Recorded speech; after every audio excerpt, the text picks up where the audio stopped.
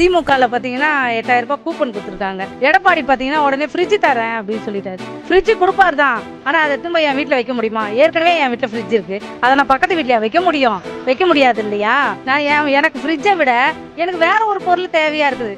கரெக்டா மக்களுடைய மனசை அறிஞ்சு கரெக்டா திமுகல இப்ப 8000 ரூபாய் கூப்பன் தரேன். ரொம்ப சந்தோஷமா இருக்கு எனக்கு. 8000 ரூபா கூப்பன் தரேன்னு சொல்லியிருக்கிறாங்க. எங்களுக்கு ரொம்ப மகிழ்ச்சி. எங்களுக்கு அந்த 8000 கொடுத்தா நாங்கள் இஷ்டப்பட்ட பொருளை நாங்கள் வாங்கிக்குவோம். எங்களுக்கு அந்த 8000 இல்லாத மாதம் ஒரு 1000 ரூபா கொடுக்குறாரு. அது எங்களுக்கு நன்மையாக இருக்குது. இப்போ மழையில் ஒரு 5000 ரூபா போட்டார். எங்கள் குடும்பத்துக்கு ரொம்ப சந்தோஷம். எங்கள் பிள்ளைங்கெல்லாம் நல்லபடியாக சாப்பிட கொள்ள இருக்குது அவரால்.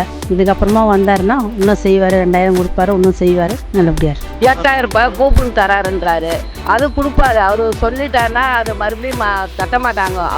அவரை பொறுத்த வரைக்கும், அவங்க அப்பா பொறுத்த வரைக்கும், நான் 30 வருஷமா கடை வச்சுன்னுக்கிறேன். அவர் சொன்னதெல்லாம் செஞ்சுன்னு தான் இருக்கிறாரு. ஏதோ நாங்கள் பழைக்கிறோம், அவரால் பழைக்கிறோம். அவர் தான் வரணும்னு நினைக்கிறோம். கடவுள் தான் இருக்கிறாரு துணை. எங்கள் வீட்டில் டிவி ஃப்ரிட்ஜ் எல்லாம் இருக்குது. அது இப்போ யூஸ் ஆகாது. ஏதோ தலைவர் எங்களுக்கு கொடுக்குறேன்னு சொல்லி ஒரு 8000 ரூபாய் அதை வச்சு நான் வாங்கலான்னு இருக்கிறேன் சார். டிவி வாங்கலாம், ஃப்ரிட்ஜ் இருந்தால் ஒன்று வாங்கி நான் யூஸ் பண்ணேன் எங்கள் வீட்டுக்கு. நான் கஷ்டப்படுற குடும்பம் சார். அதுதான் முக்கியம். எனக்கு தலைவர் தான் எங்களுக்கு வரணும். அவர் நல்லதுதான் செய்யறது எல்லாருக்குமே. எப்படி செய்தாலும் சரி சார். எனக்கு கொடுத்தாலும் சரி, கொடுத்தாலும் சரி. அங்கிருந்து இல்லை, உள்ளாருந்து விஜய் டிவி தான் போடுங்க.